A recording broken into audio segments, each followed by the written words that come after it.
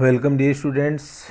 Today we learn remaining part of class 10th lesson 10th the tribute. तो अपने आगे शुरू करते हैं. I saw my elder brother rise. मैंने देखा कि जो मेरा बड़ा भाई है वो खड़ा हुआ. He stopped for a moment near the pile of things. और वह पाइल ढेर को बोलते हैं. चीज़ों का जो ढेर था उसके पास में वह थोड़े समय के लिए रुका. And unfasten the step of his wrist watch. और वहाँ जाकर के उन्होंने अपनी जो हाथ घड़ी है या फीते वाली जो घड़ी है उसका फीता खोल दिया. And placed it on the hip.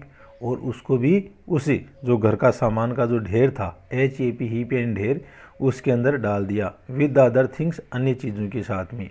Perhaps A tier trickled down his चिक. ट्रिकल डाउन यानी ट्रिकल्ड यानी बूंद बूंद रिसना. हिज चिक चिक यानी गाल. और शायद कुछ जो आंसू हैं वो उनके गालों के ऊपर लुढ़क गए. With a heavy site he left the place. और एक भारी आह के साथ में उन्होंने वो स्थान है वो छोड़ दिया. I had open heard him say that father had boat him that wrist watch. मैंने उनको कई बार ये कहते हुए सुना है कि पिताजी ने उनको यह घड़ी ला कर के दी थी. When he was in his 11th class. जब वह अपनी 11वीं क्लास में थे. But I also remember well in my MA final.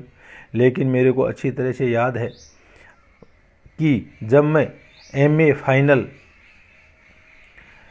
Year की पढ़ाई कर रहा था. ही हैड मोरगेज यानी गिरवी रखना. That was to send me money to go to Delhi for an interview.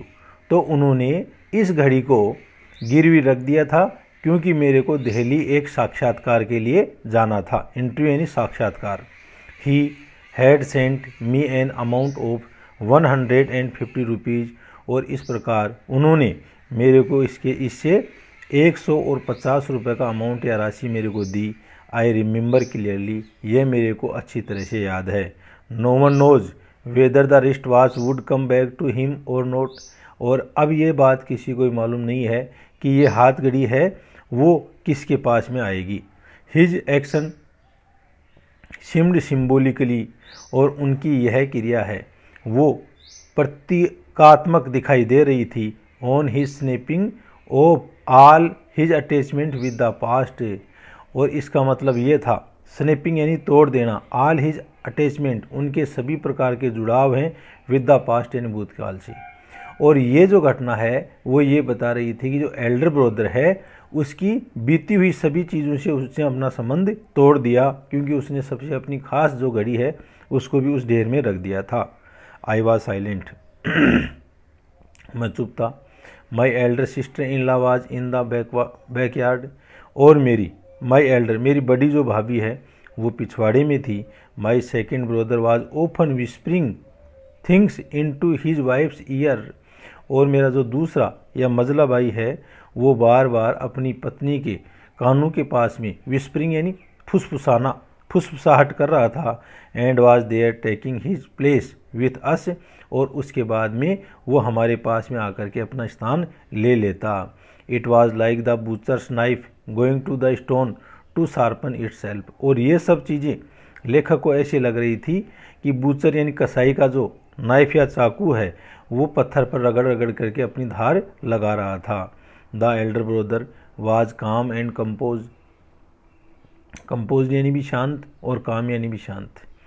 तो ये क्या है कि स्ट्रेस किसी चीज़ के ऊपर देने के लिए एक ही मीनिंग के दो वर्ड को एक साथ रखा जाता है. तो द एल्डर ब्रदर वाज काम एंड कंपोज. बड़ा भाई है वो शांत था. Like a perfect gentleman. एक पूर्ण जेंटलमैन की तरह. He was looking at the proceedings यानी कार्यवाहियाँ. जो बंटवारे की कार्यवाहियाँ हैं उनको वह चुपचाप देख रहे थे.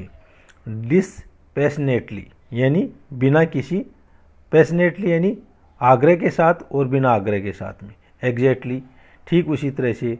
As he has done on the day of sacred thread ceremony. बिल्कुल उसी तरह से जिस दिन उनको सेक्रेट थ्रेड या जो जनेऊ धारण करवाया था उस उत्सव की तरह. Of his son and on the day of my marriage. उसी तरह से जब अपने पुत्र को